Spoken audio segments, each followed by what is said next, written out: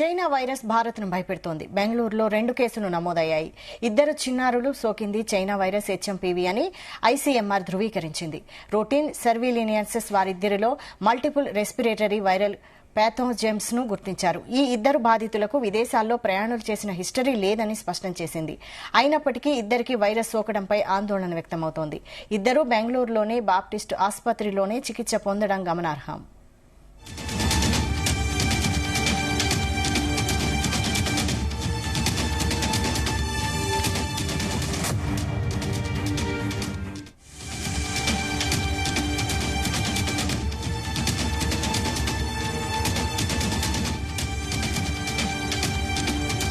ఇక బెంగళూరులోనే ఈ HMPV virus కి సంబంధించి 2 కేసులు నమోదైనట్టు తెలుస్తోంది. 2 బాప్టిస్ట్ ఆసుపత్రిలోనే చికిత్స పొందుతున్నట్టు కూడా తెలుస్తోంది. దీనిపై మరిన్ని అప్డేట్స్ మా ప్రతినిధి శ్రీచరణ్ అందిస్తారు. శ్రీచరణ్.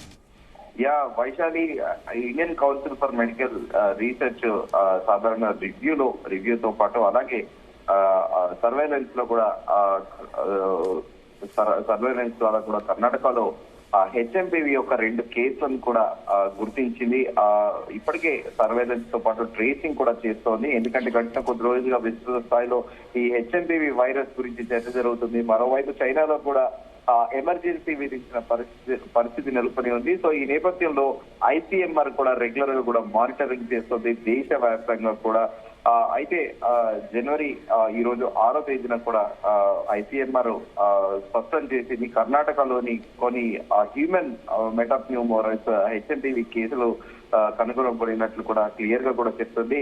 కర్ణాటకలో ఈ 2 కేసులను గుర్తించింది. దేశవ్యాప్తంగా శ్వాసకోశ వ్యాధులను పరీక్షించేందుకు ఐసీఎంఆర్ కొనసాగుతున్న ప్రయత్నాల్లో భాగంగా కర్ణాటకలో 2 కేసులు కూడా గుర్తించబడ్డాయి. అయితే ఈ బహుళ శ్వాసకోశ వైరల్ వ్యాధికారిక క్రిములపై సాధారణంగా కూడా ఎప్పటికప్పుడు ఐసీఎంఆర్ ట్రేస్ చేస్తూనే ఉంది. అయితే భారతదేశంతో సహా ప్రపంచవ్యాప్తంగా ఇప్పటికే హెచ్ఎంపీవీ వైరస్ కూడా ప్రస్తుతం చర్చనీయాంశంగా మారింది. హెచ్ఎంపీవీతో సంబంధం ఉన్న శ్వాసకోశ వ్యాధులు కేసుల వివిధ దేశాల్లో కూడా ఉన్నాయంటూ కూడా ఒక నివేదిక స్పష్టం చేసింది. అయితే ఈ ఐసీఎంఆర్ కూడా integrated disease surveillance programme IDSP network నుండి ప్రస్తుతం డేటా ఆధారంగా దేశంలో ఇన్ఫ్లుయెంజా లైక్ ఈ ఇల్నెస్ లేదా తీవ్రమైన ఆక్యూట్ రెస్పిరేటరీ ఇల్నెస్ సారీ కేసులలో సాధారణంగా కూడా ప్రస్తుతానికి అయితే ఈ కేసులలో ఎలాంటి లేదు. కానీ హెచ్ఎంపీవీ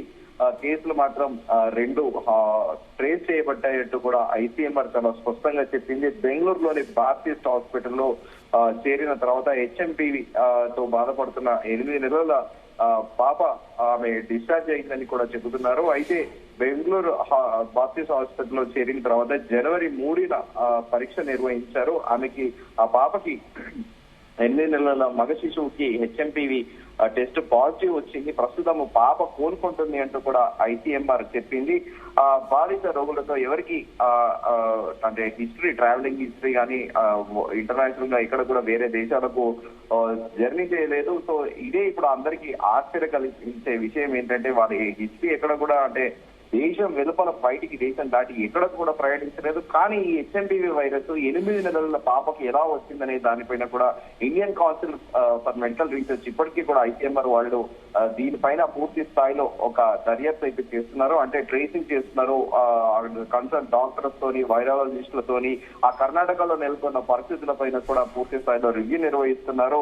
అయితే ఇప్పుడు గవర్నమెంట్ ఆఫ్ ఇండియా ఆరోగ్య శాఖ అందుబాటులో ఉన్న అన్ని వనరులు కూడా అన్ని ద్వారా కూడా ఈ ట్రేస్ అవుట్ చేసి ఈ పరిస్థితిని కూడా పర్యవేక్షిస్తుంది. అయితే హెచ్ఎంపీవీ సర్క్యులేషన్ ట్రెండ్లను కూడా ట్రాక్ చేస్తూనే ఉంది. WHO వరల్డ్ హెల్త్ ఆర్గనైజేషన్ ఇప్పటికే దానిపైన కూడా యాక్షన్ తీసుకునేటందుకు కూడా సిద్ధమవుతుంది. చైనాలో పరిస్థితి కూడా ప్రస్తుతము చాలా క్లియర్ గా చెబుతుంది. ఆ దేశంలో ఎమర్జెన్సీ అనేది రాబోతుంది. అంటే అఫీషియల్ గా డిక్లేర్ చేయలేదు కానీ ఒక ఎమర్జెన్సీ అనే పరిస్థితి అయితే చైనాలో ఉంది అనేది కూడా Indian council for medical research గుర్తించింది. అయితే ఇటీవల సన్నద్ధ డ్రిల్ కూడా అంటే శ్వాసకోశ వ్యాధులలో ఏవైనా పెరుగుదల అవకాశాలు ఉన్నాయని కూడా దీనిపైన కూడా Indian council for medical research కూడా దాని కోసము కూడా రీసెర్చ్ చేస్తోంది. దీనికోసం ఇప్పటికే అంటే హెచ్ఎంపీవీ వైరస్ గురించి దానికి సేఫ్టీ ప్రికాషన్స్ ఏమేమి తీసుకోవాలో దానికి పూర్తి స్థాయిలో భారతదేశము సర్వసన్నద్ధంగా ఉందని కూడా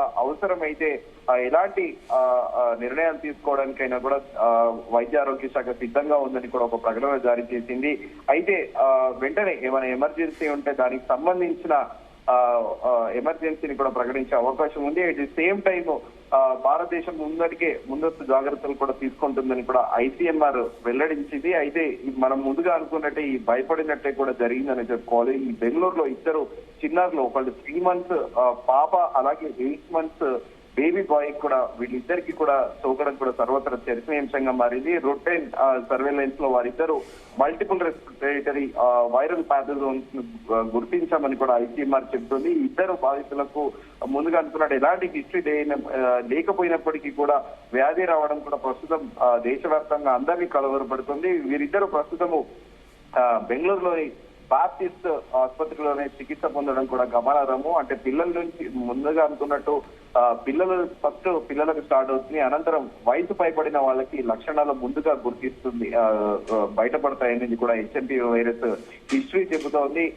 సాధారణంగా యంగ్ అంటే రెసిస్టెన్స్ పవర్ ఎక్కువగా అయితే ఎవరికి ఉంటుందో, రోగ నిరోధక శక్తి ఎవరికైతే ఉంటుందో వారికి అంత ఈజీగా కూడా లక్షణాలు బయటపడవు. కానీ వారికి లోపల వైరస్ ఉన్న కూడా సులువుగా అందరికీ సోకే ప్రమాదం ఉందని కూడా ఐసీఎంఆర్ హెచ్చరిస్తోంది. అయితే చిన్నపిల్లలతో పాటు 65 ఏళ్ల వయసు పైబడిన వారికి మాత్రము చాలా జాగ్రత్తగా ఉండాలనేది కూడా ప్రస్తుతము ఈ బెంగళూరులో జరిగిన 2 కేసుల విషయంలో మాత్రం చాలా స్పష్టమవుతోంది. వైశాలి, అయితే ఈ హెచ్ఎంపీవీ వైరస్ కట్టడికి కేంద్రం ఎలాంటి చర్యలు చేపడుతోంది?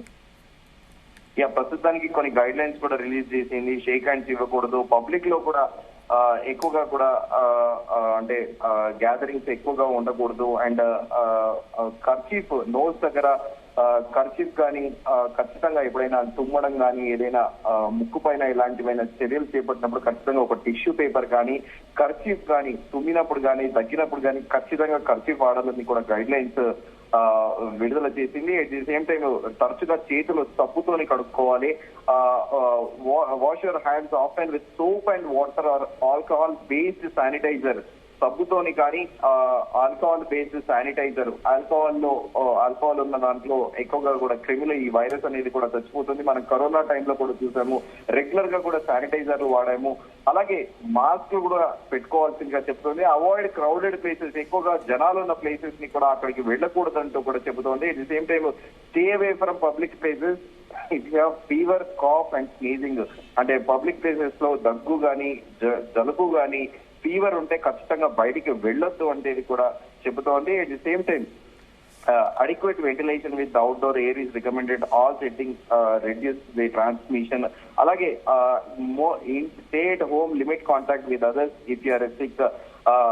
ఎప్పుడైనా ఎవరికైనా అనారోగ్యంగా ఉంటే మాత్రము లిమిటెడ్ కాంటాక్ట్ లో ఉండాలి, ఇంట్లోనే ఉండాలి తప్ప బయటికి వెళ్ళకూడదు అని చెప్తుంది. At the same time drink plenty of water and eat nutritious food. నీళ్లు ఎక్కువగా తాగండి, ఎక్కువగా నీళ్లు తాగాల్సిందిగా సూచించింది. అలాగే పోషకాలతో కూడిన ఆహారం తీసుకోవాల్సిందిగా కూడా చెబుతోంది. ఇంకా డోంట్స్ అనేది కూడా ప్రిసైజ్ గా కూడా మెన్షన్ చేసింది. టిష్యూ పేపర్ వాడిందని, హ్యాండ్ కర్చీఫ్ వాడిందని వాడకూడదని కూడా చెప్పింది. అలాగే close contact with sick people, sharing towels, linen etcetera, అంటే టవల్స్ కానీ మిగతావి వాడిన వస్తువులు ఎవరైతే సిక్ గా ఉన్నారో వాడకూడదని కూడా చెప్పింది. అలాగే frequent touching eyes and nose, mouth, అంటే రెగ్యులర్ గా కళ్ళు నమ్ముకోవడం కానీ, అలాగే ముక్కు మీద వేలు, అలాగే మూతి మీద ఇలా తుడుచుకోవడం కానీ అలాంటివి చేయకూడదని చెప్పారు. And spitting on public places, అంటే బహిరంగంగా అంటే పబ్లిక్ ఉన్న ప్లేసెస్ లో ఉమ్ము వేయొద్దని కూడా ఖచ్చితంగా చెబుతుంది. మనం సాధారణంగా చూస్తాము, గుట్కాలు తినేవారు, పాన్ మసాలా తినేవారు తరచుగా కూడా రోడ్ల మీద ఉమ్ము వేస్తూ ఉంటారు, అలాగే గోడల మీద కూడా ఉమ్ము వేస్తూ ఉంటారు. కానీ ఈ స్పిట్టింగ్ ఇన్ పబ్లిక్ ప్లేసెస్ లో ఎట్టి పరిస్థితుల్లోనూ ఉమ్మకూడదని కూడా చెప్తున్నారు. అలాగే self medication without consulting the physician, అంటే కన్సల్ట్ డాక్టర్ గాని ఫిజిషియన్ ని కన్సల్ట్ అవ్వకుండా సెల్ఫ్ మెడికేషన్ అనేది కూడా చేసుకోవద్దు అనేది కూడా ఒక గైడ్ లైన్స్ అయితే విడుదల చేసింది ICMR. Vaishali, right. Thank you Sricharan.